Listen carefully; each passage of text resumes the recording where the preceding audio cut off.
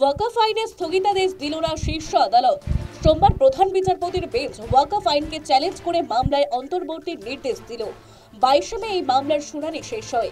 এরপর শীর্ষ আদালত রায় স্থগিত রেখেছিল। সোমবার অন্তর্বর্তী নির্দেশ দেয় প্রধান বিচারপতি বি.আর. গাভাই এবং বিচারপতি এজি মাসির বেঞ্চ। শীর্ষ আদালত জানায়, ওয়াকফ আইন স্থগিতাদেশ নয়, তবে আইনের বেশ কয়েকটি বিষয় নিয়ে সুপ্রিম কোর্ট মত জানিয়েছে। ওয়াকফ আইনে বলা ছিল, জেলা শাসক বিতর্কিত সম্পত্তি নিয়ে সিদ্ধান্ত নিতে পারবে। যতক্ষণ না মামলার নিষ্পত্তি হচ্ছে, জেলা শাসক সম্পত্তির মালিকানা পরিবর্তনের কোনো সিদ্ধান্ত নিতে পারবেন না। সম্পত্তির মালিকানা নিয়ে সিদ্ধান্ত হবে ট্রাইব্যুনালে। ওয়াকফ বোর্ডও নতুন করে গঠন করার সংস্থান রয়েছে নয়া আইনে। ওয়াকফ বোর্ডে অমুসলিমদের অন্তর্ভুক্ত করার কথা বলা হয়েছিল, সেই নির্দেশের চ্যালেঞ্জ করেছিল মামলাকারীরা।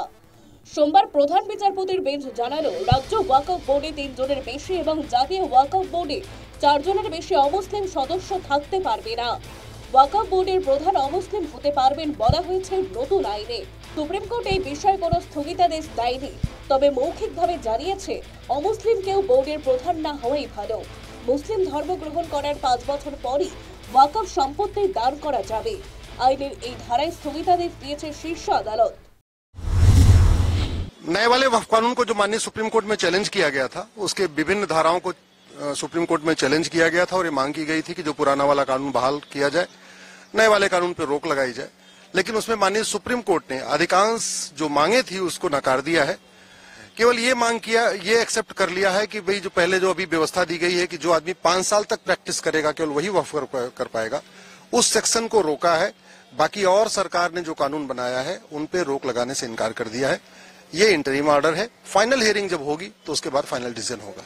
नॉन मुस्लिम मेंबर्स के बारे में ये भी कहा है कि जब तक रूल नया नहीं फ्रेम हो जाता है, तब तक यथास्थिति बनी रहेगी। नया रूल जब फ्रेम हो जाएगा उसके बाद इसका फाइनल डिसीजन होगा। अभी कानून बनाया गया था, उस कानून को बहुत हद तक जो वक्फ के प्रोटेक्शन के सिलसिले में जो बहस थी, उसको एड्रेस करते हुए कोर्ट ने 4 बातें जो कही हैं जो इम्पोर्टेंट है।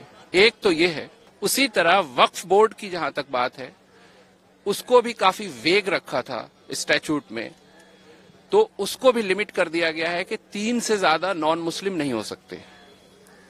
जो 3 और मेन इश्यूज थे जिस पर यह कहा गया था कि चीफ एग्जीक्यूटिव ऑफिसर जो होते हैं सेक्शन 23 में, जो पहले मुस्लिम होते थे, उसके बारे में काफी बहस की गई थी। तो कोर्ट ने कहा है उसको हम अभी स्टे नहीं कर रहे हैं, लेकिन जहां तक हो सके गवर्नमेंट को कंसिडर करना चाहिए कि वो मुस्लिम हो तो बेहतर है। बाकी जो कोर इश्यूज थे उसमें ये था कि कलेक्टर का जो पावर था 3C में प्रोवाइजो जोड़कर कि जब तक वो प्रॉपर्टी डिसाइड नहीं हो जाती तब तक वो वक्फ नहीं मानी जाएगी और रेवेन्यू रिकॉर्ड में उसकी एंट्री नॉन वक्फ कर दी जाएगी, उसको कोर्ट ने क्लियरली स्टे कर दिया है। तो वो एक बहुत अच्छा ऑर्डर है। वक्फ के प्रोटेक्शन के लिए ये एक बहुत लैंडमार्क ऑर्डर है।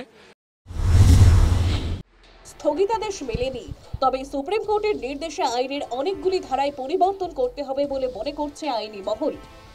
News time.